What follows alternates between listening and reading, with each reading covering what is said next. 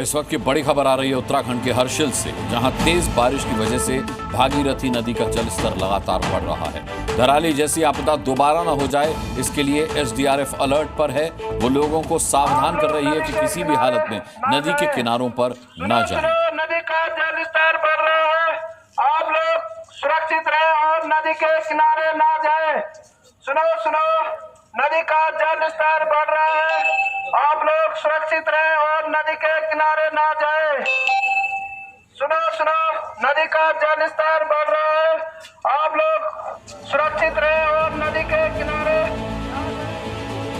उत्तरकाशी में धराली के बाद अब हर्षिल पर तबाही का खतरा मंडरा रहा है। वजह है वो झील जो धराली में आसमान से आई तबाही वाले दिन ही बनी है। इस झील में भारी मात्रा में मलबा जमा है और धीरे धीरे इससे पानी रिस रहा है। अगर ये झील टूटी तो इससे निकलने वाला सैलाब अपने रास्ते में पड़ने वाले हर्षिल कस्बे में भयानक तबाही मचाएगा। झील से पानी निकालने के लिए इंजीनियर्स की टीम मौके पर पहुंची है, लेकिन ये काम इतना आसान नहीं है। इस काम में बड़ा जोखिम है।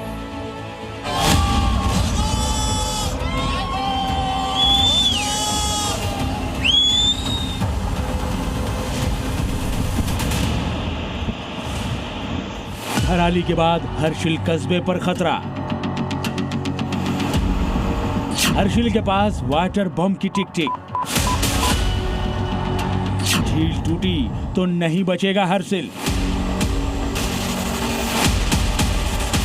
अगर ये डैम भी एक बार टूटेगा तो फिर हर्षिल नहीं बचेगा।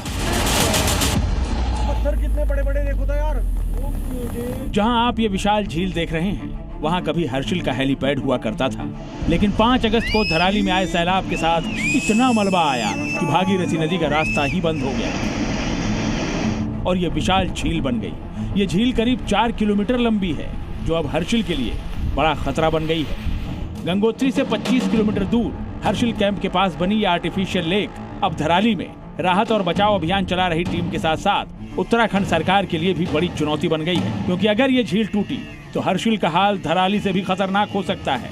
इस वक्त मैं हर्षिल में मौजूद हूं और जो झील बनी हुई है, जिसको लेकर बार बार ये कहा जा रहा है ये भविष्य में खतरा हो सकती है और नदी का फ्लो भी उसकी वजह से रुक रहा है, उसके लिए एसडीआरएफ जिला प्रशासन यहाँ मौजूद है और ये देखा जा रहा है कि जो बड़ा पेड़ इसके बहाव को रोक रहा है, पहले उसको हटाने की कोशिश है, उससे कुछ बहाव खुलेगा और उसके बाद फिर आगे के लिए और जो भी काम करना होगा वो किया जाएगा, क्योंकि बहुत तेजी से बहाव को नहीं खोला जा सकता।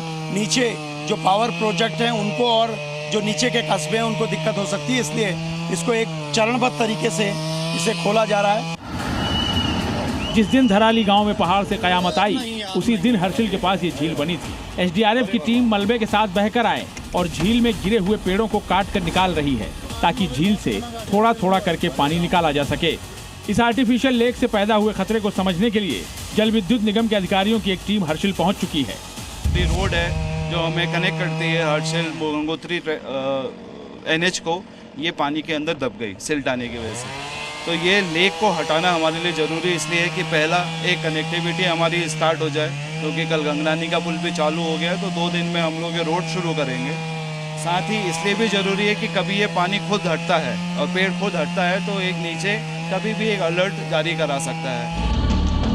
सेना का भी मानना है कि अगर इस झील से एक साथ पानी निकालने की कोशिश की गई तो ऐसा करना हर्षिल के लिए खतरनाक हो सकता है।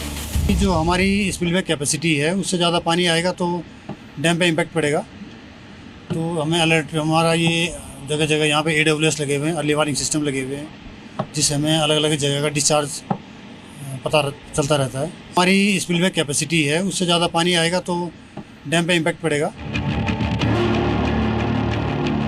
इस झील के आगे हर्षिल के अलावा कुछ और बसावट भी है जो खतरे में आ सकती है, जबकि झील में मौजूद बड़ी मात्रा में पानी आगे मनेरी भाली बांध पर भी असर डाल सकता है। ऐसे में आगे के इलाकों के लिए अलर्ट जारी कर दिया गया है। इस झील के चलते गंगोत्री हाईवे से कनेक्टिविटी बुरी तरह से प्रभावित हो रही है, इसलिए रोड पर मूवमेंट शुरू करने के लिए झील का पानी हटाना बेहद जरूरी है, लेकिन इस काम में बड़ा जोखिम है। ब्यूरो रिपोर्ट, जी मीडिया। देखिए, परेशान करने वाली बात यह है कि मौसम विभाग ने 12 से 14 अगस्त तक भारी बारिश का अलर्ट जारी किया है। इस अलर्ट ने हर्षिल के लोगों को दहशत में डाल दिया। Z News.